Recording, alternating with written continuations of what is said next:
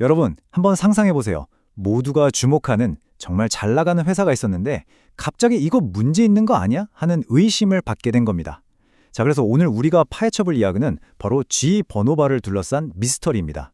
과연 AI 시대의 절대 강자일까요? 아니면 시장의 역설에 갇힌 걸까요? 이건 투자자라면 누구나 궁금해할 만한 질문이죠. 아니, 실적이 매번 역대급을 찍고 있는데 어떻게 갑자기 신용등급이 뚝 떨어질 수가 있죠? 바로 이 논란의 한가운데에 에너지 분야의 공룡기업 G 버너바가 서 있습니다. 자, 이 상황이 바로 역설 그 자체입니다. 한쪽에서는 이익이 막 폭발하고 있고 일감은 쌓여서 주체를 못할 정도예요. 그런데 다른 한쪽에서는 2020년 1월 9일에 금융사 베어드가 아무도 예상 못한 폭탄을 던진 거죠. 주식 등급을 확 낮춰버리면서 시장에다가 아주 제대로 찬물을 끼얹은 겁니다. 아니, 도대체 왜 이게 그렇게 큰 충격이었을까요? 그 이유를 알려면 먼저 G 버노바가 얼마나 대단한 회사로 보였는지 그 근거부터 좀 살펴봐야 합니다. 한번 보시죠. 2024년에 독립해서 시장에 딱 등장한 다음부터 이 회사는 말 그대로 승승장구했습니다. 2025년 3분기에는 역대급 성장을 보여주더니 글쎄 몇 달 뒤인 2020년 2월에는 배당금을 2배로 늘리기까지 했어요. 우린 이만큼 자신 있다 하고 시장에 보여준 거죠. 이 숫자를 좀 보세요. 진짜 어마어마합니다. 2025년 3분기 딱 3개월 동안 새로 들어온 주문만 해도 무려 55%가 늘어서 거의 150억 달러에 가까워졌어요. 와, 시장이 얼마나 이 회사를 원하는지 그냥 숫자로 보여주는 거죠. 자, 이렇게 주문이 몰리니까 당연히 돈도 따라오겠죠? 2024년 한 해 순이익이 그 전년도에 비해서 거의 400%가 뛰었어요. 4배가 된 겁니다, 4배. 이건 그냥 성장이 아니라 폭발이라고 해야 맞을 겁니다. 근데 이게 반짝하고 끝나는 게 아니라는 게 더 무서운 점이에요. 이미 받아놓은 주문, 그러니까 수주잔고라고 하죠. 이게 1,350억 달러어치나 쌓여 있어요. 이건 앞으로 몇 년간은 그냥 일 걱정 없이 돈 벌일 일만 남았다는 뜻이거든요. 심지어 2028년이 되면 이 규모가 2천억 달러까지 갈 거라고 보고 있습니다. 자, 그럼 이 모든 걸 가능하게 만든 원동력이 뭘까요? 바로 AI 전력 슈퍼사이클입니다. 이게 뭐냐면 말 그대로 AI 시대가 오면서 전기가 어마어마하게 필요해졌잖아요.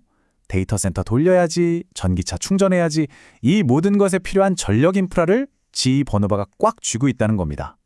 미래 산업의 심장에 혈액을 공급하는 대동맥 같은 역할을 하는 거죠. 와, 이렇게 들어보면 정말 완벽한 회사 같은데 도대체 무슨 문제가 있었던 걸까요? 이제부터는 베어드 분석가들이 봤을지도 모르는 이 완벽해 보이는 그림 뒤에 숨겨진 균열들을 한번 찾아보겠습니다. 조금만 더 깊게 들여다보면 몇 가지 삐걱거리는 부분들이 눈에 띄기 시작합니다.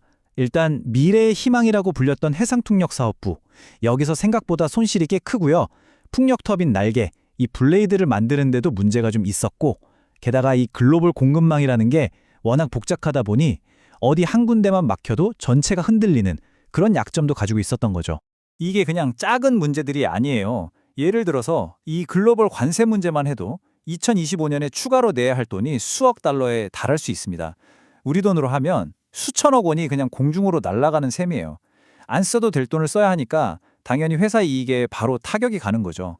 하지만 진짜 문제는 따로 있었습니다. 아마 이번 등급 하향의 핵심 이유일 텐데요. 바로 공급 과잉이라는 유령입니다. 이게 무슨 말이냐면 마치 골드러시 때처럼 모두가 금을 캐러 달려들면 어떻게 될까요? 금은 많아지지만 결국 금값은 떨어지게 되잖아요. 마찬가지로 이 시장이 너무 좋아 보이니까 너도 나도 뛰어드는 거예요. 그렇게 되면 결국 서로 가격을 낮추면서 피 터지는 경쟁, 그러니까 치킨 게임을 하게 될 거라는 우려가 나온 거죠. 자, 바로 이 부분이 이 이야기의 가장 아이러니한 지점입니다. 이 시장을 이끌었던 그 엄청난 수요와 기대감, 바로 그것 때문에 경쟁자들이 너무 많이 몰려들어서 결국에는 아무도 돈을 못 버는 상황이 올 수도 있다는 겁니다. 모두에게 기회였던 슈퍼사이클이 순식간에 모두를 망하게 하는 공급 과잉의 재앙으로 바뀔 수 있다는 아주 무서운 경고인 거죠. 바로 이 지점에서 시장은 완전히 두 편으로 갈라졌습니다. 장기적으로는 무조건 간다고 믿는 쪽과 단기적인 위험이 너무 크다고 보는 쪽이 아주 팽팽하게 맞서고 있는 거죠.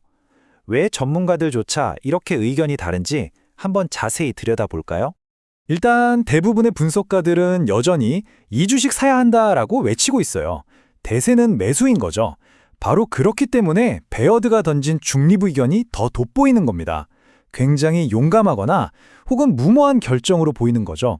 모두가 가자를 외칠 때 혼자서 잠깐만 하고 멈춰 세운 거나 마찬가지니까요. 주식 차트를 봐도 이 혼란은 그대로 드러납니다. 길게 보면 그러니까 장기 추세선은 여전히 문제없어, 계속 올라가고 있어 라고 말하고 있어요. 그런데 MACD 데스크로스 같은 단기 신호들은 위험해, 곧 떨어질지도 몰라 하고 계속 경고등을 깜빡이고 있는 거죠. 말 그대로 장기적인 희망과 단기적인 불안감이 차트 위에서 줄다리기를 하고 있는 겁니다. 자, 이 표를 보시면 지금 시장의 전선이 어디에 형성되어 있는지 명확하게 보입니다. 주가가 약 615달러 근처에서는 더는 못 내려가 하고 버티는 강력한 방어선, 즉 지지선이 있고요.